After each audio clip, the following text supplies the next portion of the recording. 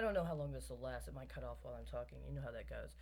Christopher Ellen, who was, I understand, to be a journalist, including a freelance journalist that traveled, did some articles on the situation in the Crimea and the challenges that were being presented to the people of the Crimea and how they were responding. One of the things he discussed was how members of the community were organizing in groups for self defense, and part of what they were doing was they were dismantling parts of the infrastructure in the Crimea.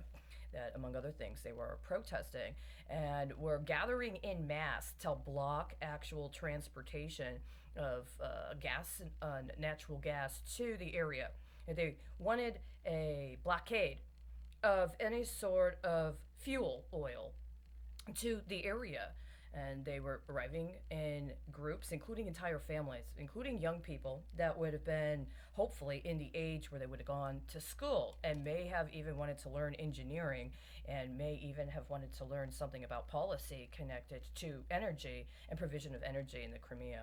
He wrote this article in his particular style, but what it revealed was that during that time, when he was writing about and people of Crimea were taking these actions, that there was very, very substantial dispute within the United States regarding energy policy. And my concern is that it's actually the same situation then that it is now, and that nobody's actually talking about what the real problems are. There's this effort to try to talk about it from some sort of derivative. And the problem is, in these cases, the derivative is actually about the gas and oil or the natural gas. The derivative is actually about the access to water and what's going on with water quality as well as water access. And then it's derivated even more because people are manipulating gas and oil and or other energy provision and water provision as part of finance, and the manners in which they're allowed to get away with completely disingenuous processes in terms of manipulating finance or that which is allowed to be covered as finance ends up implicating and impacting the actual provision of resources, including energy resources and water resources.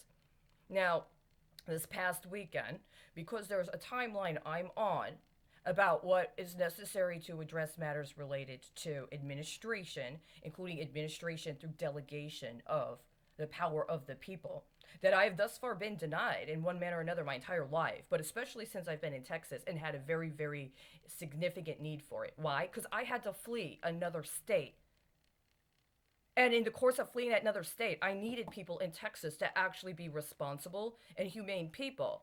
And they just refused to do it until this time. So the question is, well, what do we have at our disposal to be able to do that? Within 2 days, there were a two-headed situation that could have been addressed practically. So the problem is somebody's going to make a decision about whether or not we're going to let those financial resources go toward those endeavors and those people. And they're going to make these justifications, including, well, what qualifies somebody? Is it practical experience? Well, the problem is what you consider to be practical experience, including practical experience that also is matched with what is now considered to be priorities around certain kinds of demographics being able to get into fields that they weren't previously able to get into or are disproportionately misrepresented or disrepresented in. And well, what are the actual qualifications for a woman to be involved with policy related to provision of energy or distribution of energy, as well as production and the maintenance of facilities associated with energy production? What are the actual literal requirements she needs to have, including a demonstration of practical experience? Because then we also got to get into the consideration of credentials. And then from credentials, we got to get into the consideration of identity documents. And all of those factors here in the state of Texas have been intentionally manipulated and misrepresented, not just for me, but let me tell you, very often for women that fit my demographic and not just racially, right? Because there's some other hustle, and that's all it is. Some other hustle of deals that have to be hooked up for other people before we get there, and we haven't gotten there. Texas is in the course of a second legislative session. I looked at the schedule based on what was on represented in the media. Then I looked at the actual agenda. That is completely the most inappropriate agenda I've ever seen, especially for a second session. that's coming right before when the school year is about to start. What we do need, and apparently is being people have been talking about and clamoring, is we need people to deal with the situation in the Permian Basin on a practical level and in a manner that nobody's actually talked about. We need people to talk about and deal with the situation in Corpus Christi. Now, I've known about the situation in Corpus Christi since December of 2016 in one manner or another. But is it true that there is a cash earnings reportage by Aramco that is more than the aggregated earnings and profits of the major four gas and oil companies that are not affiliated with OPEC? Where did that cash come from? Did that cash come from a form of advance on loans that were taken out on the people in areas that have been involved in financial arrangements, including in connection with deals set up with Aramco that would be coming up on their 5-year period? 5 years is a very significant factor here. And you know it. Why? Because there were 5 years that were supposed to be loaned out in short-term loans to the gas and oil sector that have been materially misrepresented, and the information publicly accessible as well as in what would be the primary sources that would be used to evaluate the success regarding the relationship of the individual company or companies with those loans has been materially altered. Did somebody get busted? Did you get caught by a competitor trying to misrepresent information, so you engaged in some sort of confidential process, and then you ended up getting put into a situation where now the people